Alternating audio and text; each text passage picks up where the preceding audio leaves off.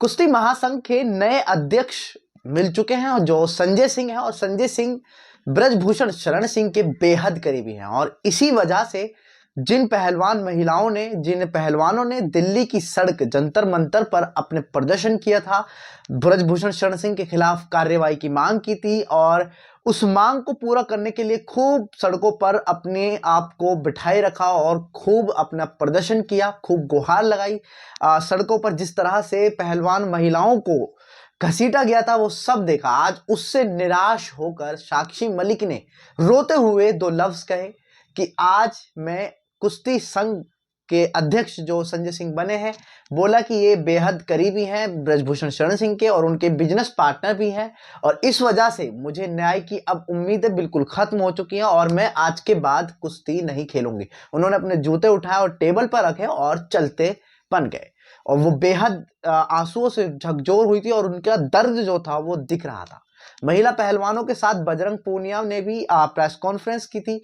लेकिन अब इसमें मामला जो ये है कि इसमें देखने की बात यह है कि जहां पर ब्रजभूषण शरण सिंह की ऊपर आरोप लगाया कि उनका बेहद करीबी संजय सिंह जो नए अध्यक्ष बने हैं अब कुश्ती महासंघ के, वो बेहद करीबी हैं, और वो सच साबित हुए क्योंकि संजय सिंह ब्रजभूषण शरण सिंह के खिलाफ जब जीत कर गए और चुनाव जीता, 40 वोट मिले, उनके अगेंस्ट पार्टी को 7 वोट मिले।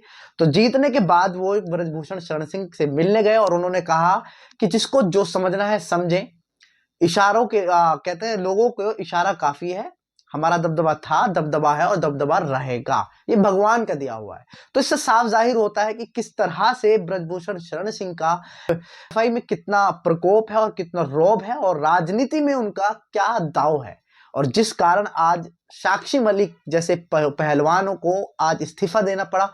और वहीं आपको बता दें कि देश में जो माहौल चल रहा है, दूसरी ओर जिस तरह से लगातार भारत में इतिहास में लोकतंत्र में सबसे ज्यादा सदस्य निलंबित कर दिए गए सांसद जो अपने कम्युनिटी को, अपने अपने एरिया के लोगों की समस्याओं को सामने रखते हैं देश के, उनको आज सबको निलंबित कर दिया गया था। 147 के करीब निलंबित किया, और उसके बाद जो कानून पारित किए गए, इससे साफ जाहिर होता है कि लोकतंत्र कहां पर खड़ा है। क्योंकि आज मोदी सरकार, बीजेपी सरकार बनी हुई और पूर्ण बहुमत से है, वहां पर बहुमत को दिखाया भी जा रहा है कि आप बिना चर्चा के भी हम किसी भी बिल को पेश कर सकते हैं और कोई चर्चा नहीं कर सकते हैं। ये देखा जाए लोकतंत्र के लिए कितने फायदेमंद है और कितने नुकसानदायक है, आप देख सकते हैं। लेकिन दूसरी ओर जब निलंबन हो रहा था तो विपक्ष के नेता जो प्रोटेस्ट कर रहे थे बाहर बैठकर, तो वहां पर टीएमसी के सांसद जो मिमिक्री कर रहे थे जगदीप सिंह धनखड़ की, उपराष्ट्रपति की, तो राहुल गांधी भी वीडियो बनाते हुए दिखे थे, वो भी हंसते मुस्कुराते दिखे थे, और जब बाकी वहां पर सांसद थे वो भी दिखे थे। लेकिन उसके बाद एक बीजेपी की तरफ से कहो या फिर एक आंदोलन सा छिड़ा कि जाट समाज का और किसानों का ये मजाक बनाया गया है, उनका अपमान किया गया है, उपराष्ट्रपति का अपमान किया है, जाटों का अपमान किया, और इसमें एक कड़ी चलाई गई। लेकिन समझ नहीं आता है चैनल जिस तरह से टीवी चैनल लगातार कह रहे हैं कि जाटों का अपमान, किसानों का अपमान, ये उस वक्त कहां था जब टीवी चैनल्स वाले ये डिबेट उस वक्त क्यों नहीं कर रहे थे? क्या उस वक्त जाटों का, किसानों का और महिला पहलवानों का और देश का अपमान नहीं था? जब कानून लाए गए थे, 3 काले कानून, किसान 1.5 साल के 1 साल भर से ज्यादा सड़कों पर पड़े रहे, उसमें जाट भी थे, उसमें किसान भी थे, तब सरकार चुप थी। और सच बात यह है कि उस टाइम जगदीप धनखड़ जो उपराष्ट्रपति हैं वो चुप थे। आखिर क्यों अपनी पार्टी के खिलाफ एक शब्द नहीं बोला, और क्यों किसानों को और क्यों जाटों के लिए अपना पक्ष नहीं रखा, क्यों दावेदारी नहीं खड़ी करी और क्यों उनकी आवाज नहीं उठाई?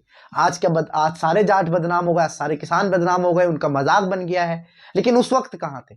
उस वक्त की आन बान शान महिला पहलवान है वो जब दिल्ली की सड़कों पर रौंदी जा रही थी, उस टाइम शायद उन प्रोटेस्टों में दिल्ली में जाट किसान सबसे ज्यादा थे। तब कहां था उनका अपमान? तब क्या अपमान नहीं हुआ था? तब कहां थी ये डिबेटें? तब जाटों का अपमान नहीं था, महिलाओं का अपमान नहीं था, किसानों का अपमान नहीं था क्या? तब कहां थे जब यूपी में मंत्री के बेटे 8-8 किसानों को गाड़ी से रौंद देते हैं? मिश्रा टैनी जो उनके बेटे, उन्होंने जो लगातार उनकी गाड़ी से कुचल दिए थे, तब क्या किसानों का अपमान नहीं हुआ था? क्या बेरोजगारी अपमान नहीं हो रही है? क्या जाटों के लिए, किसानों के लिए लगातार जो आत्महत्या कर रहे हैं, क्या अपमान नहीं है? कितना मूर्ख बनाएंगे, कितना लोगों को कितना बहलाएंगे और कितना फुसलाएंगे, माइंड डाइवर्ट करने के लिए आप देख सकते हैं। आज काला दिन है कुश्ती के लिए, ओलंपिक खिलाड़ियों के लिए, क्योंकि जिस तरह से साक्षी में मलिक ने अपने जूते उतार कर रख दिए और उन्होंने कुश्ती ना लड़ने का आगे फैसला लिया, और वो सिर्फ इसलिए लिया क्योंकि उन्हें न्याय नहीं मिला। गुहार लगाते रह गए हमारी आन बान शान। क्या ये महिला पहलवानों का, क्या ये जाटों का, क्या ये किसानों का और क्या पूरे देशवासियों का अपमान नहीं है?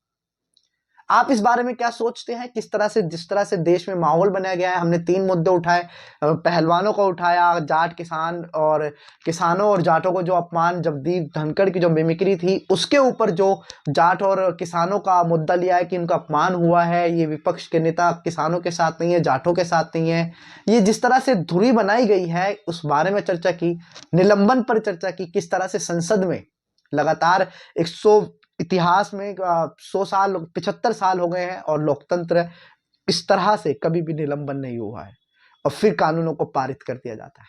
किस तरह की लोकतंत्र देश में, किस तरह से तानाशाही का नजरिया देख रहा है, किस तरह से दिखाया जा रहा है कि जबरदस्ती कुछ भी करो, हमें कोई फर्क नहीं पड़ता, विपक्ष बैठता है नहीं बैठता है, हम कानून लाएंगे, बनाएंगे और आगे भेज देंगे। आप इस बारे में क्या सोचते हैं हमें कमेंट बॉक्स में जरूर बताएं और ऐसे ही खबरें देखने के लिए बने रहें सियासी मैदान के साथ। धन्यवाद।